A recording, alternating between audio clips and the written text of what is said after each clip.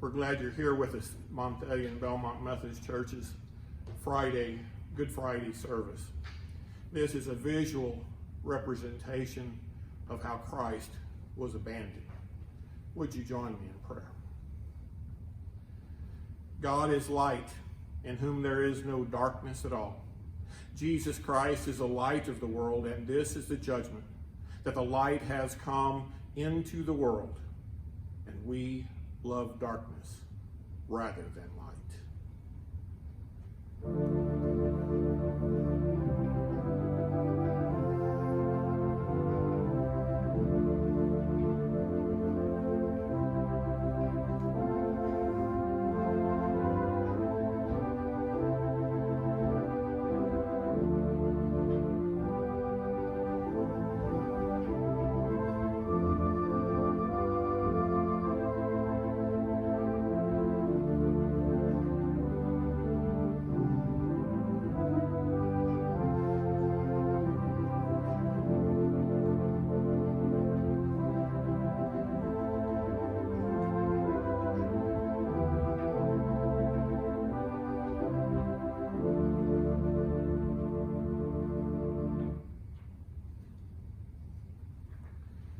Jesus went forth with his disciples across the Kidron Valley, where there was a garden which he and his disciples entered. Now Judas, who betrayed him, also knew the place, for Jesus often met there with his disciples. So Judas, procuring a band of soldiers and some officers from the chief priests and the Pharisees, went there with lanterns and torches and weapons. Then Jesus, knowing all that was to befall him, came forward and said to them, "Whom do you seek?" And they answered him, "Jesus of Nazareth." He said to them, "I am he." And Judas, who betrayed him, was standing with them. When he said, "I am he," they drew back and fell to the ground. Again he asked them, "Whom do you seek?" And they said, "Jesus of Nazareth." And Jesus said, "I told you that I am he. If you seek me, let these men go." This was to fulfill the word which he had spoken, "I did not lose a single one of those whom you gave me." Then Simon Peter, having a sword, drew it and struck the high priest's slaves and cut off his ear. The slave's name was Malchus. And Jesus said to Peter, "Put your sword into its sheath. Shall I not drink the cup which the Father has given me?" So the band of soldiers and their captain and the officers of the Judean authorities seized Jesus and bound him. First they led him to Annas, for he was the father-in-law of Caiaphas, who was the high priest that year. It was Caiaphas who had given the counsel to the religious authorities that it was expedient that one man should die for the people. Simon Peter followed Jesus, and so did another disciple. As this disciple was known to the high priest, he entered the court of the high priest along with Jesus, while Peter stood outside at the door. So the other disciple, who was known to the high priest, went out and spoke to the woman who guarded the gate and brought Peter in. The woman who guarded the gate said to Peter, "Are not you also one of this man's disciples?" And he said, "I am not." Now the servants and officers had made a charcoal fire because it was cold, and they were standing and warming themselves. And Peter also was with them, standing and warming himself.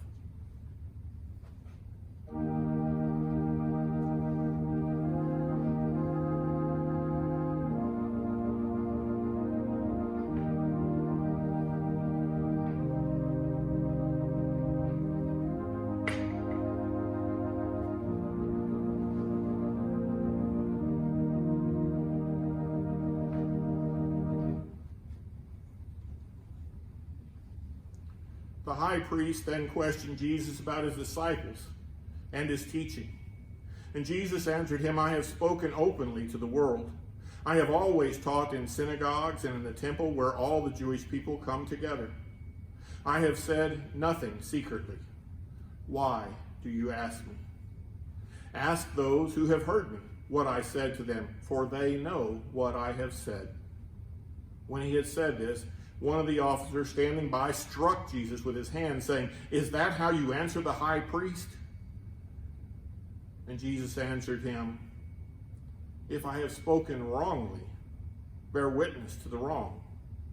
But if I have spoken rightly, why do you strike me?" Annas then sent him bound to Caiaphas, the high priest.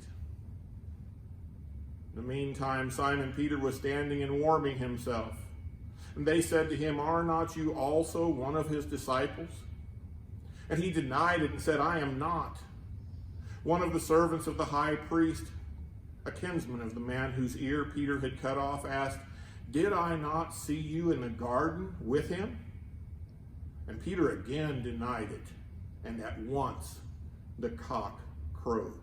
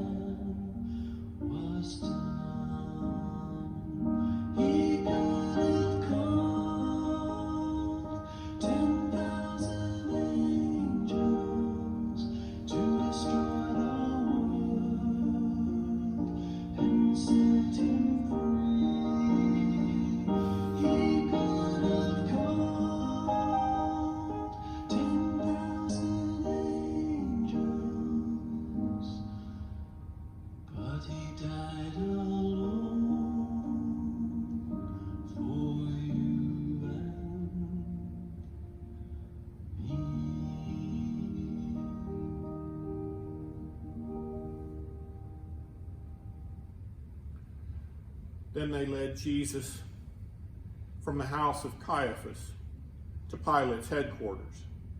It was early.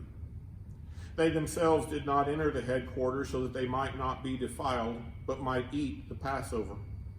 So Pilate went out to them and said, "What accusation do you bring against this man?" And they answered him, "If this were not an evildoer, we would not have brought him here. And we would not have handed him over."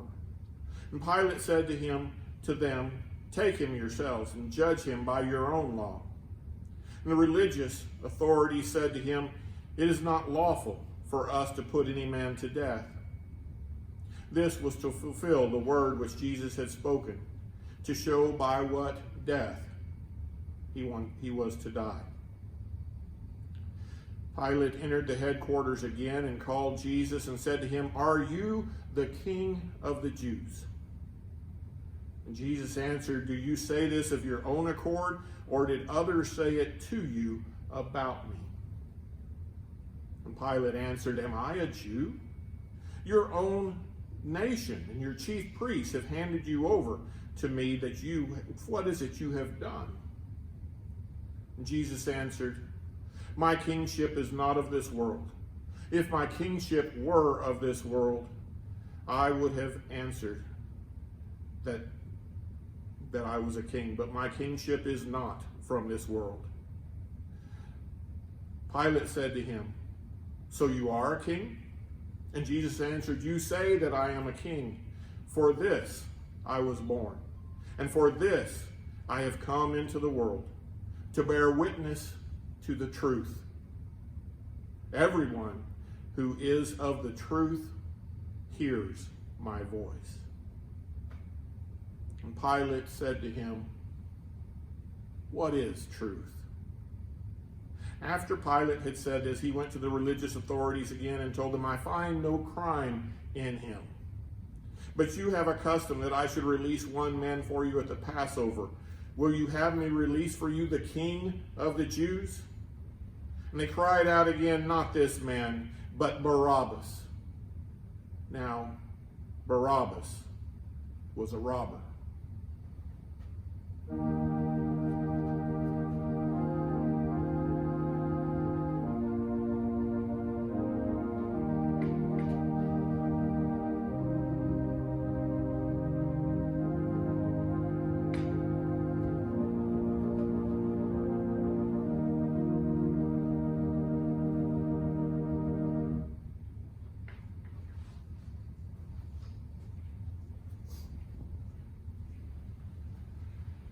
The final hymn and the dismissal are intentionally misplaced and disjointed to signify that we are misplaced and disjointed while we are waiting for the resurrected Jesus.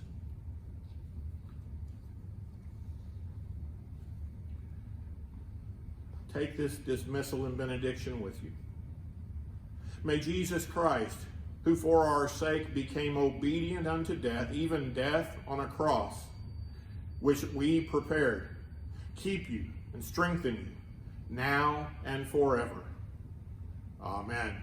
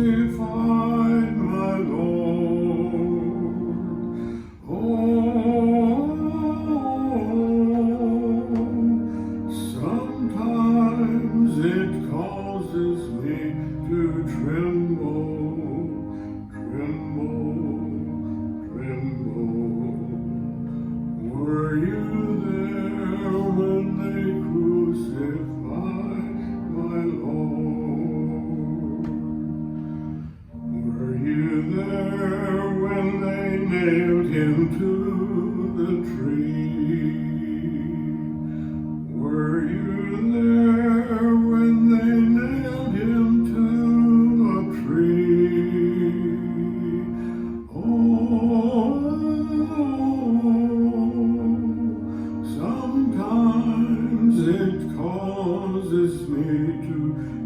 tremble, tremble, tremble. Were you there when they nailed him to a tree?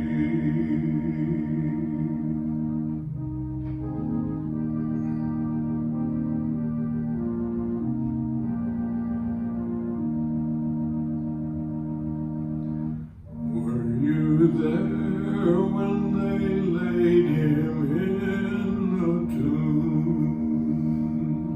Were you there when they laid him in the tomb?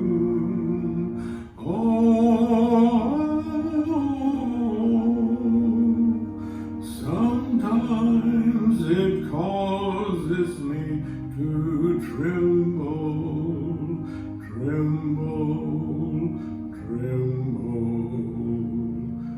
Were you there when they laid him in the tomb?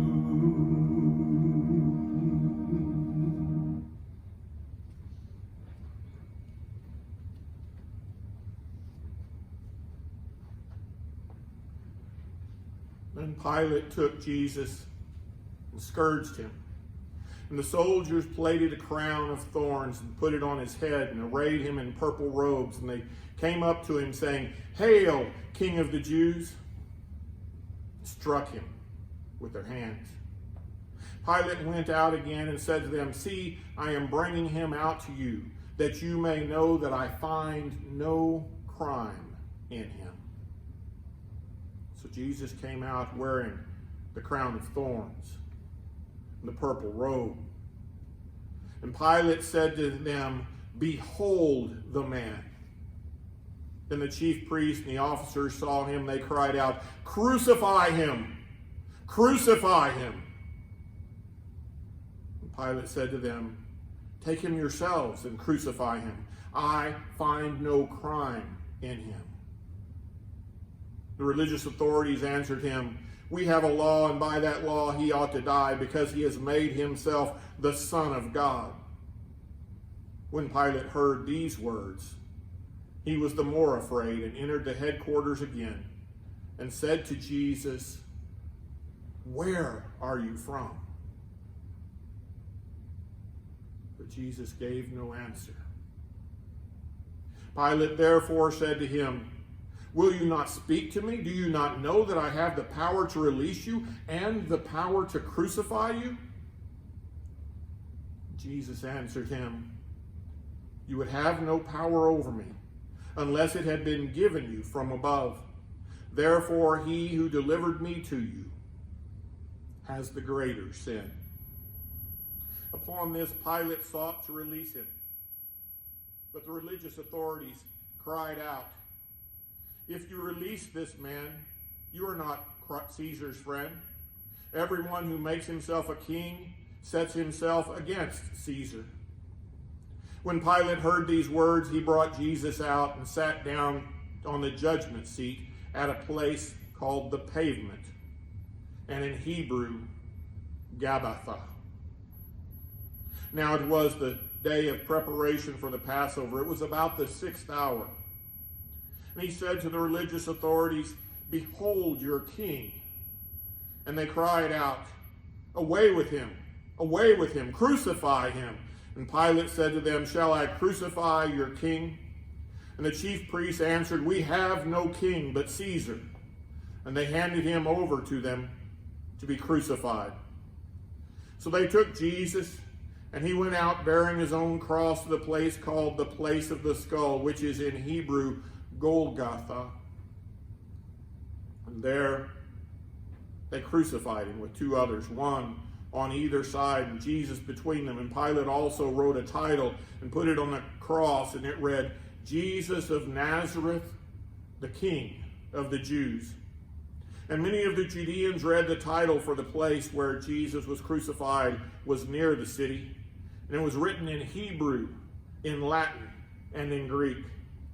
And the Jewish chief priest then said to Pilate, "Do not write the King of the Jews, but this man said, 'I am the King of the Jews.'"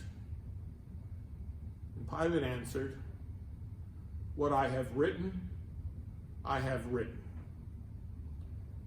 When the soldiers had crucified Jesus, they took his garments and made 4 parts, one for each soldier, also his tunic. But the tunic was without seam, woven from top to bottom. So they said to one another, "Let us not tear it, but cast lots for it to see whose it shall be." This was to fulfill the scripture. They parted my garments among them, and for my clothing they cast lots.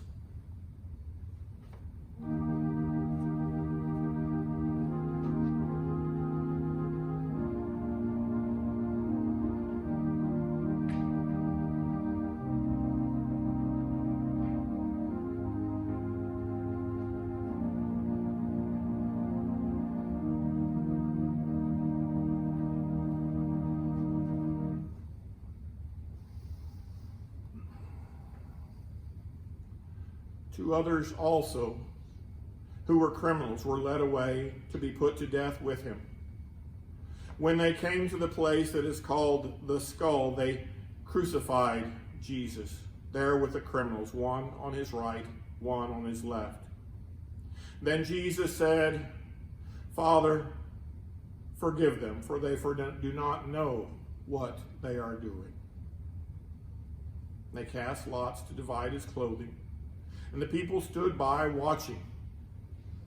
But the leaders scoffed at him, saying, "He saved others. Let him save himself if he is the Messiah, his chosen one." The soldiers also mocked him, coming up and offering him sour wine and saying, "If you are the king of the Jews, save yourselves." There was also an inscription over him, "This is the King of the Jews." One of the criminals who were hanged there kept deriding him and saying, "Are you not the Messiah? Save yourself and us." But the other rebuked him, saying, "Do you not fear God, since you are under the same sentence of condemnation? And we indeed have been condemned justly, for we are getting what we deserve for our deeds. But this man has done nothing wrong."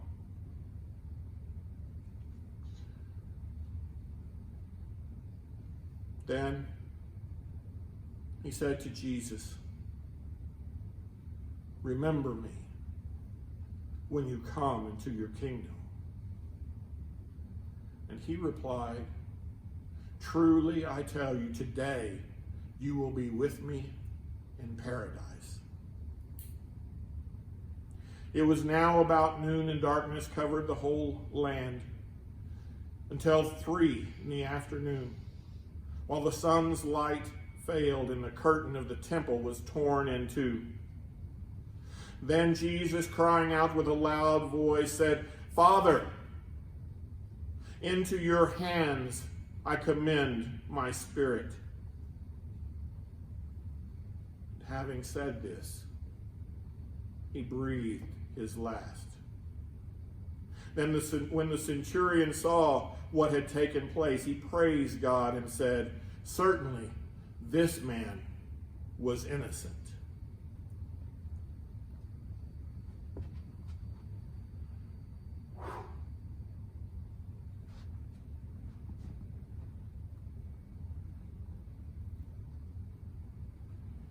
Since it was the day of preparation, in order to prevent the bodies from remaining on the cross on the Sabbath, for that Sabbath was a high day, the religious authorities asked Pilate that their legs might be broken and that they might be taken away. So the soldiers came and broke the legs of the first and the other who had been crucified with him.